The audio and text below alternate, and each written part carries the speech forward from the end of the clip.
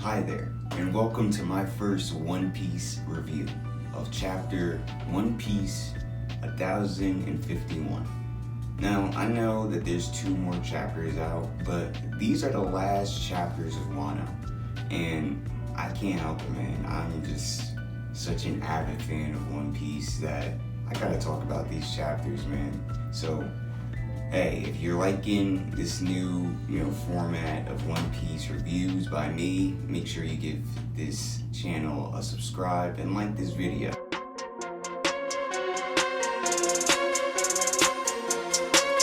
Raging.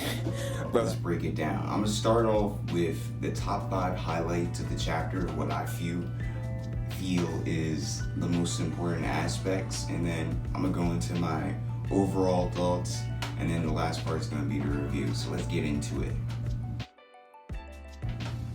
5, Kennemone pose. Like when he hit that, thrilling pose in the flower capital, saying that he has officially turned and saying that the raid has been successful. I think that as One Piece fans, at least me as I'm viewing the One Piece community, a lot of people haven't really been feeling Kennemone like that, but to me, Kennemone is the top samurai of Wano, or one of the top samurais of Wano. These characters, the scabbards, are literally the best that Wano has to offer from the samurai.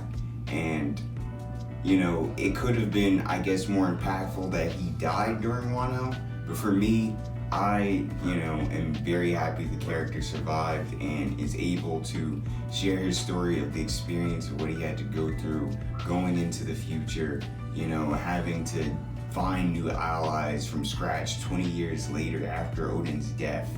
I think that's an incredibly hard task to do, and, through fate, through Oda's writing, it was always, I guess, he found his way to survive. And I appreciate that Kennemone survived. I think that potentially Momonosuke needs some people who can back him, who can be, facilitators for his growth. So I think Kennemone surviving is epic. I think he came in during that scene with like all the scabbards. So you basically get Yori, you get Denjiro, and all the people in Wano are fascinating because after this huge battle on Onigashima, no one knew, no one had any idea this was going on. So it was good to see the scabbards make that return, come back into the chapter and show yeah, we won, we're here, boom, we're 9 red scabbards. 4, Yamato beating the Straw Hats, and potentially this might be a segue for her joining. Now, all the way up to the current chapter 10,053, we haven't been officially shown Yamato joining the chapter. Joining the Straw Hats, but I feel that she will. A lot of people in the community have thinking that she's gonna have the same interaction how Odin joined Whitebeard. That's how Yamato is going to join Luffy, and I could see that happening, but I really do want Yamato to join the crew. Kara's showing up in a panel in this chapter. I want her to join the crew too, even though, her performance this arc, yeah. So Yamato meets the Straw Hats, and they're like, oh, this is cool. You're Kaido's son. You see Sanji, he's got his nose bleeding. Brook is pretty happy. Usopp and Nami are just blown away, and everyone else is just I think they just I guess more or less comfortable. My only person who's had to check Yamato vibe checkers Jinbei. Jinbei's we gotta make sure the captain's okay with this first. I respect that. I like that, He's the first son to see. He was known to be loyal. Of course, he's gonna be skeptical of anybody who says they're gonna join the Straw Hat crew. Number 3. Tama's backstory. Tama has been a character throughout Wano that, getting her backstory in this chapter, we've come full circle with this character now. And for me, I'll say that she wasn't the most standout character. She didn't always have my attention when she was on the screen, but she is still an interesting character, and a character who has seen Wano at its worst, you know what I mean? And has grown up in an age where, you know, Orochi was taking over Wano, he was in control. She doesn't really know of Wano past, you know, the earlier 20 years ago when, you know, the Kozukis were ruling. So I feel like getting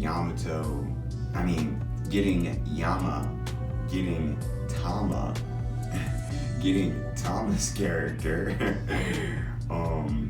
her like backstory, seeing what her past was like before she integrated with, you know, Luffy, or even what's it called? The person who was taking care of her. I'm having a brain fart. I'm having a brain fart. But before she met that person, she had to go through her own struggles. Her parents died, you know. She basically was a person who had to make her own stuff to basically get her own food, you know, making the hats and shit, and how the hats correlate with Ace and all that. I mean, I just love One Piece and how the story has so many facets, which makes these characters very interesting, very intriguing. Number 2, Momonosuke reveal. This was a pretty impressive reveal. I didn't think Momonosuke was gonna look this badass.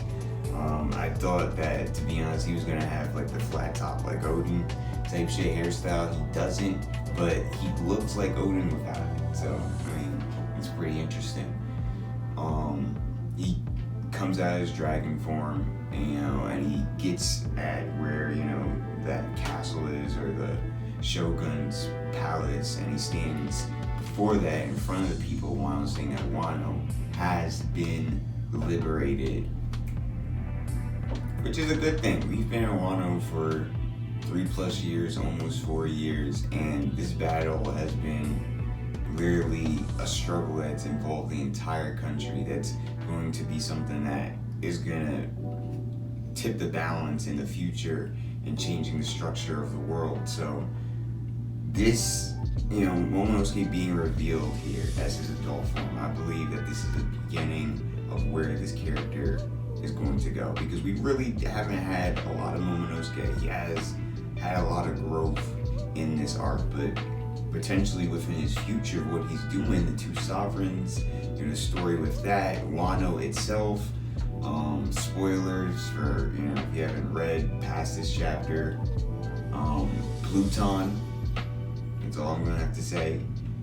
You know, Momonosuke's character past this point is gonna be very integral, and I'm liking the design. I'm thinking the design's badass. It's not as goofy as I thought it would be. He looks pretty cool.